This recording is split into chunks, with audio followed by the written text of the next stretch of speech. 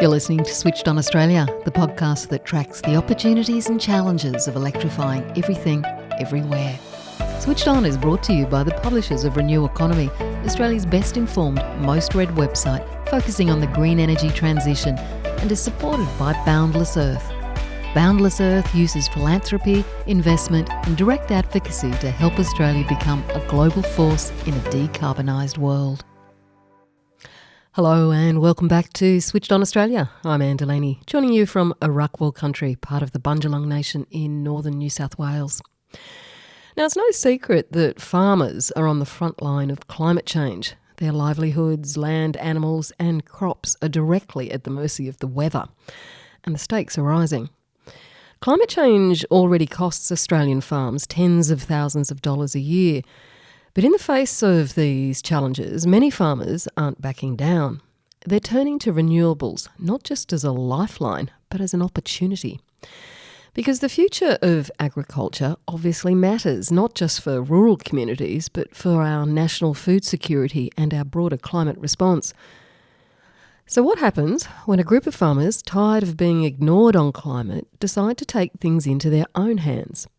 In the case of Farmers for Climate Action, it meant a trip to the Blue Mountains and a bold decision to launch a new movement, one built on the belief that climate action is essential for the future of farming. 10 years on, that movement has grown from 30 farmers to more than 8,000. Natalie Collard is the CEO of Farmers for Climate Action, and I started our conversation by asking her how and why it all began. We were formed 10 years ago by 30 farmers who were incredibly, devastatingly frustrated that it seemed like they were the only ones that agreed climate change was a reality in the ag sector. Wow. And they didn't feel they were being listened to or heard. And what they did was they went to the Blue Mountains. You know, they might have had a few beers, I don't know. But after a couple of days away, they decided we're going to start our own organisation. And the founding principle of this organisation is going to be climate action. And that was in the days when you could mention climate change and clear the room. So these are genuine trailblazers, and I'm just so proud. I'm quite new to the party. I'm nearly 2 years at FCA, Farmers for Climate Action. And it's just such a lovely legacy to still be building. We're still very much a startup. But would you believe we've grown from 30 farmers to over 8,400 farmers that are standing up for climate action? In that 10 years, surveys are now suggesting that a strong majority of regional Australians are backing clean energy. But in the recent election, the National Party held on to almost all of its seats despite having one of the weakest climate platforms. What is this saying about the level of support for climate action among farmers, for instance? Well, what we can tell you is our membership is very pro-climate action, as you might imagine. And in fact, when that comes to renewable energy, we've got, I think, 97% in favour of renewables. So they're very much standing loud and proud for all kinds of climate action. They're here to save the planet and produce great food and fibre on it. In terms of the election, what I will say is leading into the election, the Coalition and the Labor government both went into that election with a very strong and bilateral support for climate targets for Australia. So they're enshrined in the Paris Agreement, and that's something that it was really important to us and all of our members, that be bipartisan. We're tired of climate being a political football. The National Party's policy is, of course, a matter for the National Party. But absolutely, a lot of our members, they're all in regional and rural electorates. And we also have over 80,000 community supporters that aren't farmers. Some of them come from cities and some are country people. And so we really feel very clear that Australia has stood up for strong climate policy, strong climate action, and the sense that it's urgent. But do you think that the national success could be interpreted as a backlash against renewable energy development in farming regions? What I can say is, again, not speaking directly to the Nationals, but the real discussion or the agenda on energy at this election wasn't renewables. We would argue that it should be about advancing renewables, but the opposition leader at the time, Mr. Dutton, was very clear in stating that he saw this as a referendum on nuclear energy. So what we can say is Australians have made their thoughts on that very clear. That's important to us. We've commissioned some research recently that shows that the nuclear energy proposal that was put to Australians creates some severe risks for agricultural water use. So anything that reduces agricultural production is not something we're keen to support. So we feel that Australians have been very vocal about that. But definitely what we think Australia needs to step further into is a very coherent climate policy with carrots, not sticks, that support all Australians. But also I think we can acknowledge that regional Australians have not been included as they could or should have been in the last 15 years that we've been leading in renewables. They're hosting the energy shift in terms of large-scale developments, and we really think there's an opportunity to do better and create more shared value for everyone by moving forward more quickly together. Tell me what some of your members, your farmers, are telling you about the impact of climate change on their businesses. We know from data, and this data is quite old, it would be higher now, that the average cost per farm of climate change is $30,000 per annum. I can tell you that we've got farms right now, today, in South Australia, in Western Victoria, that are in severe drought. And we've got farms up in Queensland that are still waterlogged and nowhere near normal production. There's been destocking of livestock on both of those, in all three of those states, for example, because of the climate changes, which makes it very hard to rebound when the weather is suitable for farming. We used to talk in terms of the 1 in 100-year drought or flood or cyclone. We've had at least one of each of those this year and in the last 5 years. Some communities are finding it very difficult to rebound, such as the Lismore community in New South Wales and Northern Queensland. We also know that we're not here to admire the problem and focus on what's going wrong. We know we're bringing lots of solutions to the table.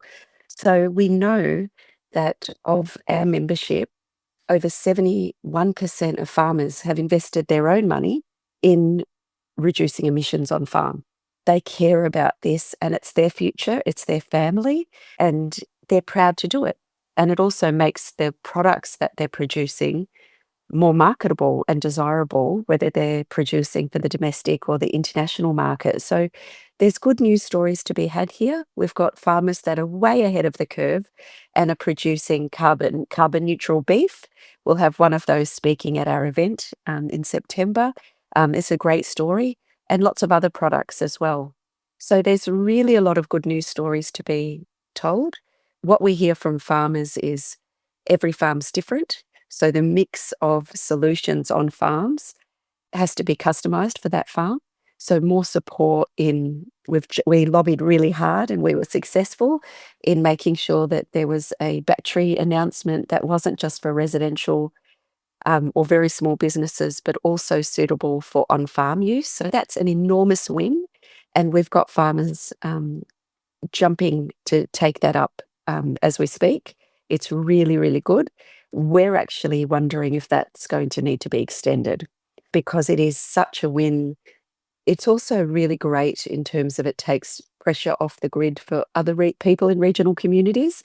If farmers can have energy independence, a lot of them already have proudly installed solar panels. So adding batteries to the mix makes a real difference. I mean, obviously things are changing, and for you guys to go from 30 members to 8,400 in those 10 years, things are clearly changing. But how do you get the others on board? Because how many farmers are there in Australia? There's 80,000 family farms or farms in Australia today. We don't market. We're word of mouth only, would you believe? Mm. So we've got that growth just because on the converse side, there's the problems not being addressed properly, unfortunately. There is some leadership, but it's come very late in the day and it's not reaching down to regional communities and on farms, for example, as it needs to yet. We're here to help bridge that gap. But also on the bright side, we're growing because we're talking about an optimistic future where we solve climate change for this country and the world. We're producing high integrity food and fibre that's also planet friendly. But for farmers, it's also possible to be low emissions or no emissions while being profitable and productive. This is not about compromise if we get the right solutions to the right farms. There's also some really attractive things on offer. For instance, renewables, something close to both our hearts. I can say that as the former chair of Women in Renewables. We did a report with the Clean Energy Council, my old workplace, that was called Billions in the Bush. Genuinely, there is $9 million to $1.1 billion in landholder payments by 2030 for hosting clean energy projects. That is really attractive if you're a farmer because you're producing food and fibre and you're attracting a new income source as well. That's also, you're doubling the productivity of your farm. What a wonderful solution that helps us as a nation, as a world, but also helps your family and your business. What's your view, though, on how those landholder payments are being negotiated by the renewable energy companies with farmers? What a great question. Because there's no one way that it's been done, is there? No, it's true. What I can say is I've been delighted to see a lot of improvement over the years. Agriculture and regional communities are lots of things, but one thing they're not is transactional. These are communities that want to sit down and look you in the face and get to know you. And if you're going to be in business for 20, 30 years hosting a development, it's got to be right, and it's got to be right not just for the farmer, but it's important to farmers that it's right for their neighbours and their broader community as well. So what we're seeing done right is when renewable companies have the right payments to the farmers that are hosting. And at the moment, what we're seeing is really good payments that make they're transformational for that landholder.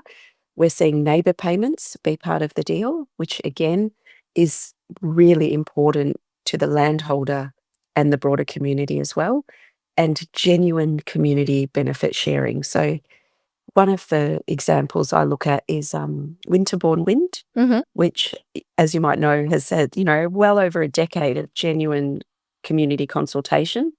That is looking at, a community benefit sharing scheme over the life of the project that's in excess of $25 million. And 90% of that would be directed to the Council of Walker. Walker's got a population of just over 3,000 people. So imagine that's, everyone doesn't have one person, one house, but imagine 90% of 25 million plus over 30 years for that community. That is absolutely changing quality of life for every single person in that community. It's changing and strengthening regional resilience. And it's almost like this really exciting age. Like I think of it as the age of renewables and what's possible to usher in. Because if we were looking at, the technology forms we've had for energy before, so whether it be coal-fired power stations, nuclear in other countries, they have to be hosted on a dedicated place. We can't share that direct income around. But there has been a pride for regional communities in hosting and having lots of generations that work in these businesses. But this is truly like renewable energy itself. It's distributed, right? It's distributed in such a different way that's far more equitable and democratic and really has an opportunity to support everyone and create quality of life that's long term. So for me, it feels we'd be crazy not to go for this prosperity and shared prosperity.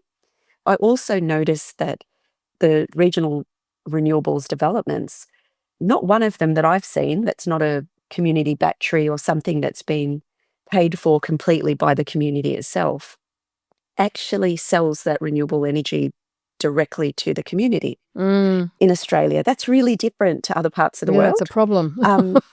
Well, can you imagine if you're in a res area, a renewable energy zone, there's lots of people that are very, very supportive of renewables. But a few of them tell us, look, it is just, there's a lot of saturation. Everywhere I look, there's turbines and I really love them, but this is getting a bit hard. And, we're getting 30K a year that generally goes to the footy and the netball club. And that doesn't really feel Fair. respectful. Fair and respectful, Right, yeah. right. It's actually a bit rude at this point Mm. when we know now what the returns are on these developments. And we're in a sector where it actually matters if you can access clean energy or not, because domestic and international markets want you to be low emissions or no emissions. So we can't tap into those transmission lines. We know why.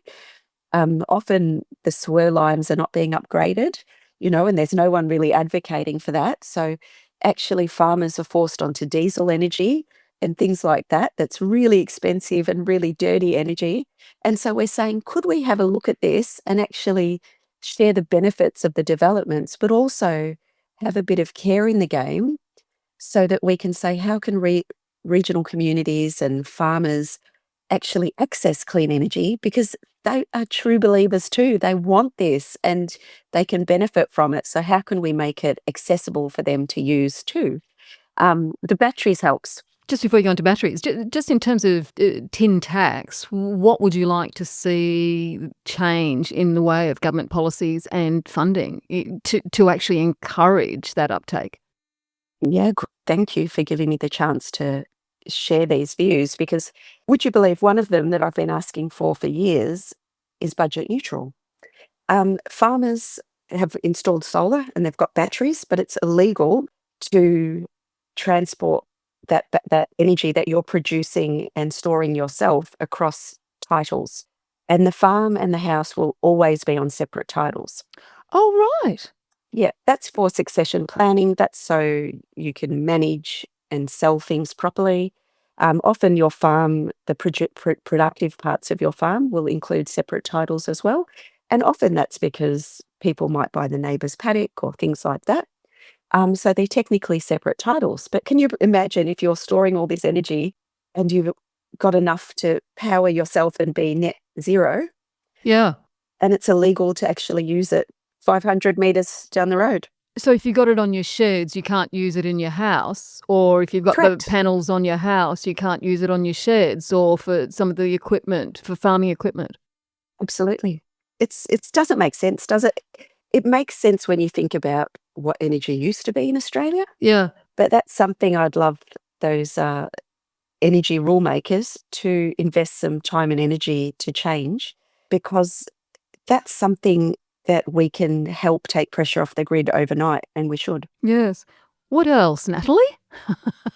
But when it comes to investment, what I'd really like to see is really strong investment in the Regional Energy Accord.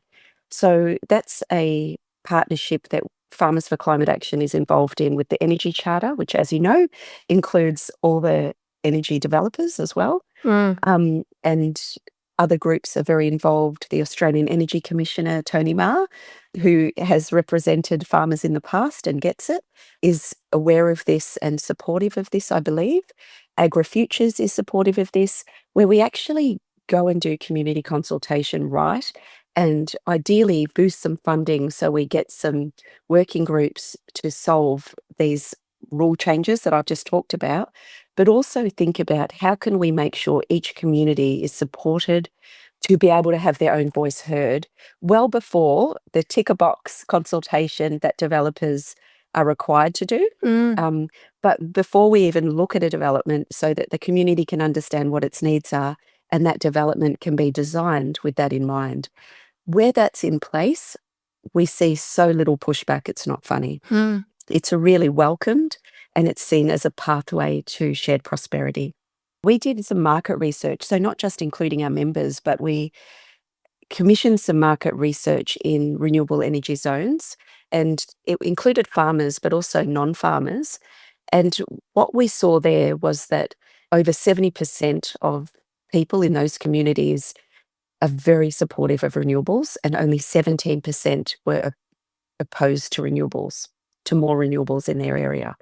But whether you were strongly in favour or opposed, they shared the same concerns. And those concerns were concerns about decommissioning. And we think there just needs to be more information about that. And our good friends at Realliance, I believe, are working on that. They are. But we need to take responsibility for telling the story and providing trusted information. And when I say we, I mean renewable energy companies and governments and those representative voices, I think, can do more in that area, because in an information vacuum, people lean towards the worst case scenario because that's their fear. And also community benefit sharing, and really excited about making sure that we've got minimum standards of that, whether that's legislated or voluntarily done. Farmers for Climate Action actually would prefer that it be voluntary, and we think, why wouldn't you? But things like discounted energy bills across the postcode, everyone gets a quarterly reminder of why it's great to host a large-scale development. How brilliant's that, you know? And also really generous community benefit sharing schemes where communities have agency and can direct that. It means they've got skin in the game on getting this right in all the ways too. Makes sense. Now, I presume that you're talking to governments about this strategy, Natalie. What sort of responses are you getting? What's interesting is, apart from the tidal issue, it's never something they haven't heard before. But in energy, we've got so many different players now, right? It's one of the biggest growth areas in Australia over the last 10, 20 years. It's a booming sector, but I think it's the very nature of the big job that those in energy are doing means they haven't focused on regional equity as a partnership before. And that's something I think we need to change the resourcing balance to be able to do that. We can't do it alone. We can raise the issues and possible solutions. There's always really great solutions, and we've got an incredibly positive and optimistic membership, but we can't make the change on our own. So actually having us at the table at the energy events, having us in the room, or funding us. We're a very small nonprofit that's a charity, actually. So supporting and investing in that work to be done. We don't need to lead it, but to make sure that it's done and communities are informed and supported.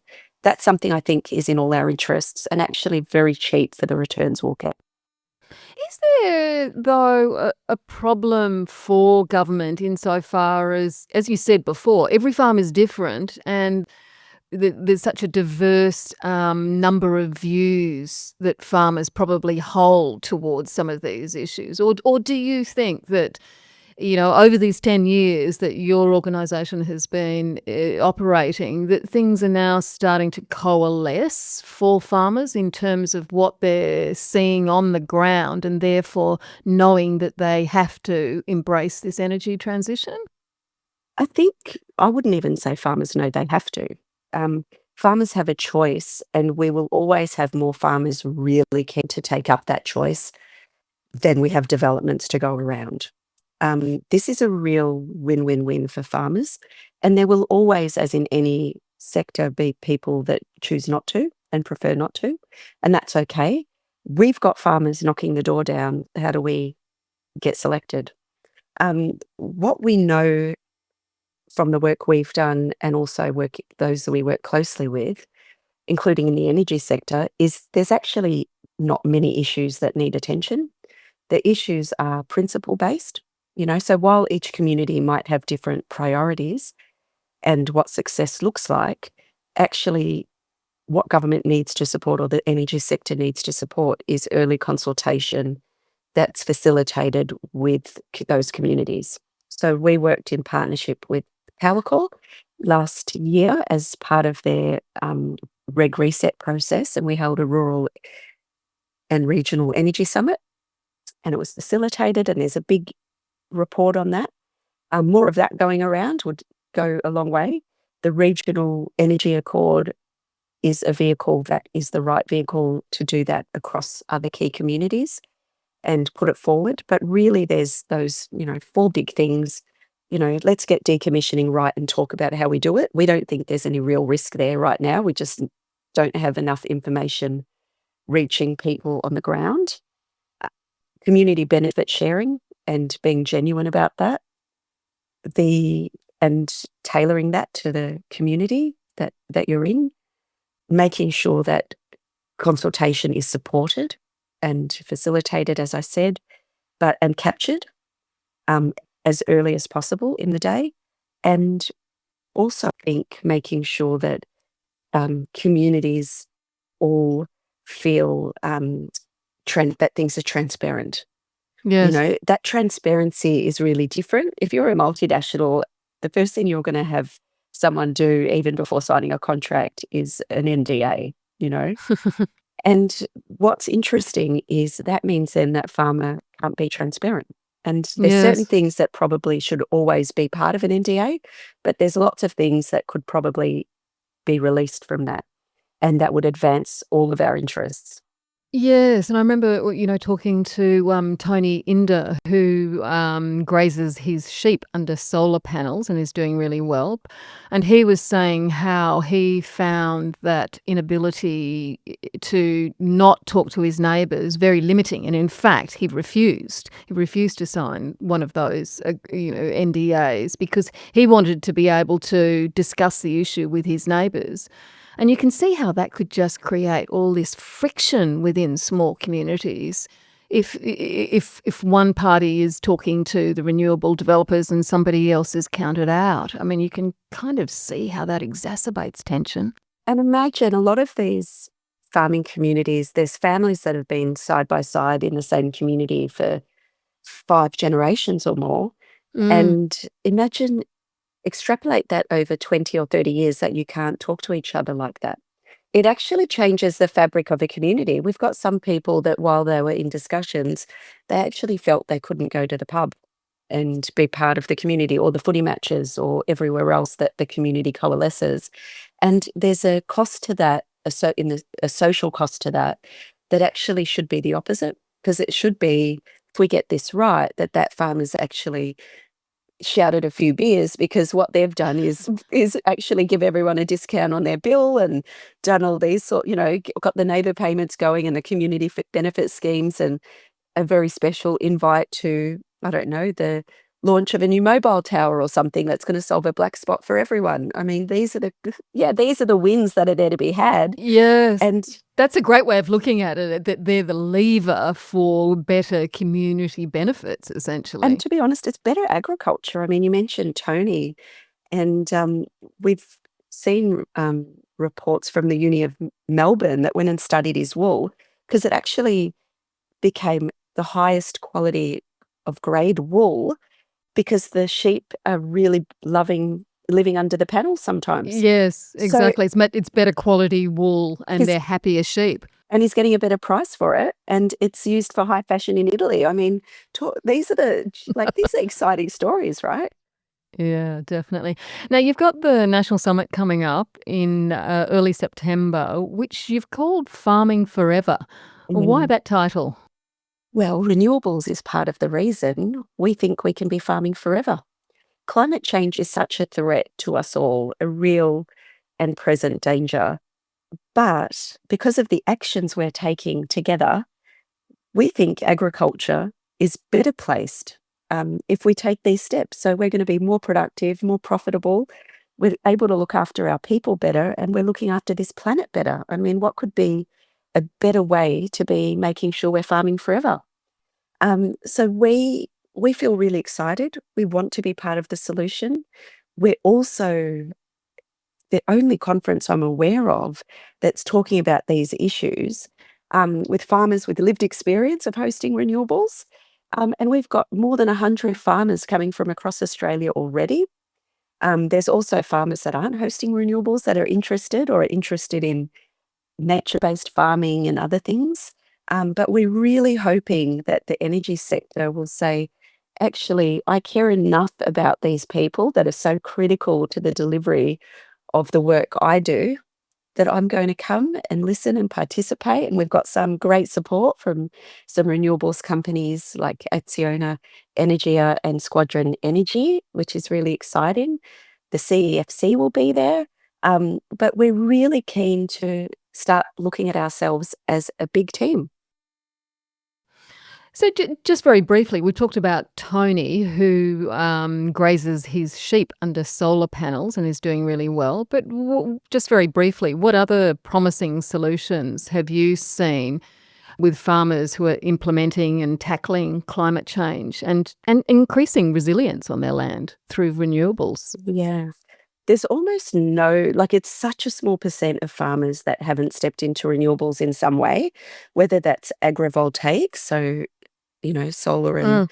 batteries on the farm or EVs. We're going to have an EV ute there, so that's going to be really exciting as well. Which one? Um, The BYD Shark? no, it's not that one. It's the Ford. Okay, great. So yeah, really exciting.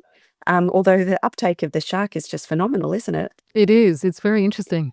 But we're also got farmers that are farming with transmission, and lots of it, and really excited about doubling their income through transmission and how they farm around it. That's something that a lot of farmers really need to hear from another farmer, because when you see transmission lines, often you think, gosh, how am I going to run my centre pivot under that? Or how am I going to farm legally around this? Or if you're hosting transmission and you're worried about the easements, is that going to have you lose agricultural productive land? And the truth is, it doesn't. I've only ever heard of someone losing 1% of their farm to renewables, and the income has been doubled. So it's really a no-brainer. That's really interesting, that point that you made, that they need to hear from other farmers. And it's the same deal almost at a residential level, that people are embracing the energy transition when they speak to friends, family, neighbours, people they trust, which I would say that's what's playing out with the farmers as well, isn't it? Spot on. And, regional community members. It's the social proof. Someone that it's a trusted person that they know, and they know gets it from their perspective as well. We've got lots of farmers that actually, and one speaker who is earmarked to host transmission in Victoria, the VNI West. So that's really interesting, because that hasn't been a terrific process. I think everyone would agree. It's Mm. something that I know VicGrid is really working on improving, but it's really interesting because this is a fifth generation farm. It's always been farmed by the same family. And what's interesting is him sharing his experience of the consultation. So, for instance, I know that the previous Energy Infrastructure Commissioner, Professor Dyer, was there and heard one of our energy colleagues say to them, "Oh, we're coming and meeting with you and consulting, but we don't have to. We can compulsorily acquire your land." And he said that in front of his teenage children. And that's their home. That's the only home they've ever known. We think more engagement and being in the same room together can help strengthen both us and our understanding and tailoring what we're asking for, and also the energy practitioners, because maybe they're forgetting that it's not just land that can be used to host renewables, but it's homes, it's family homes, it's place. And our Indigenous and First Nations farmers will be present too at the summit. And they've got a really special connection to place, as we know. But if your family has lived on the same land for 5 generations, you've also got a really unique connection to place. And so it's important how we talk about these things as well. Now, before I let you go, on another issue, you've recently released a report, The Cost of Climate Change at the Checkout, Right. which found that basically climate change continues to push up the cost of groceries at the checkout. Just tell me a little bit more about that report. Thanks. And what we found is we thought cost of living is just a really serious issue for almost every Australian today. And it is a genuine issue, and food inflation has happened. We know that. That's undeniable. But what we thought we could do, and again, our approach is to give information that's evidence-based, but also it's not pitting one person against the other. It's saying we're all actually in this value chain together. Whether you're a consumer needing to buy the food or a farmer producing the food, this is how climate change is impacting you. Because it's driving up inflation, like the cost of the droughts. One of our former chairs, Charlie Prell, will speak at the summit, and he literally said, "Renewables saved my family farm." And he hosted a wind farm. That was because his farm had just been hit by one drought too many, and it wasn't financially sustainable anymore. So what that meant was him selling his produce was either at a loss and we're going to lose food production, or the price has to go up to consumers. So renewables is part of the solution, one of many solutions. But actually what we want to do is say, this is why everyone should get behind solving this problem of climate change, because when we take climate action, everyone benefits. We can keep those costs from driving up exponentially, but we can also hopefully understand that it's not necessarily price gouging, it's a changed climate that we need to urgently address together. Natalie Collard, best of luck with the summit, and thank you so much for joining the Switched On podcast today. Thank you. See you there. And Natalie Collard is the CEO of Farmers for Climate Action. You can find details of their upcoming national summit in Canberra, Farming Forever, on their website, farmersforclimateaction.org.au. And I'll be bringing you some stories from farmers on the ground after the summit, so stay tuned. Thanks for joining me today on Switched On Australia. I'm Anne Delaney. See you next time.